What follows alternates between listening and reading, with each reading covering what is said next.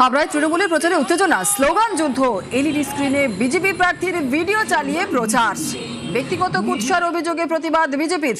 হাবড়ার ঘটনা, হাবড়ায় তৃণমূলের প্রচারে উত্তেজনা, স্লোগান যুদ্ধ, এলইডি স্ক্রিনে বিজেপি প্রার্থীর ভিডিও চালিয়ে প্রচার, ব্যক্তিগত কুৎসার অভিযোগে প্রতিবাদ বিজেপির। আরো বিস্তারিত জানাবে জিয়াউল আমাদের সঙ্গে রয়েছে। জিয়াউল, ঠিক কি ঘটনা? দেখো, একেবারে শাসক দল তৃণমূল কংগ্রেসের প্রচারে বাধা এবং যে অর্থাৎ একটি গাড়িতে করে যে প্রচার চলছিল সেই গাড়ির ড্রাইভারকেও মারধর করা হয় এমনটাও অভিযোগ।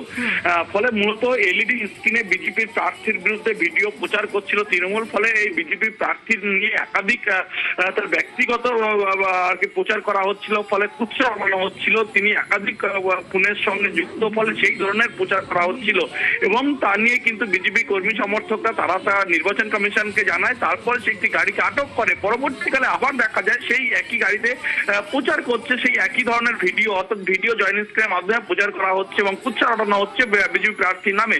তখনই আবার প্রতিবাদ করার ফলে সেই সময় কিন্তু স্লোগান পাল্টা স্লোগান, তৃণমূল যখন একদিকে জয় বাংলা অন্যদিকে জয় শ্রীরাম স্লোগান দেয় বিজেপি কর্মী সমর্থক, এবং সেই গাড়ি চালককে, যে গাড়িতে করে এলইডি প্রচার করা হচ্ছিল সেই গাড়ি চালককেও বেধড়ক মারধর করা হয়। পরবর্তীকালে খবর পেয়ে নির্বাচন কমিশন আধিকারিকরা সেখানে যায় এবং সেই গাড়িটিকে সাময়িক করে বন্ধ করা হয়। কিন্তু যেভাবে ওই প্রচার ঘিরে উত্তেজনা এবং গাড়ির চালককে মারধর ফলে যথেষ্ট উত্তেজনার পরিবেশ তৈরি হয় হাবড়া শহরের বিভিন্ন এলাকায়। বেশ, ধন্যবাদ।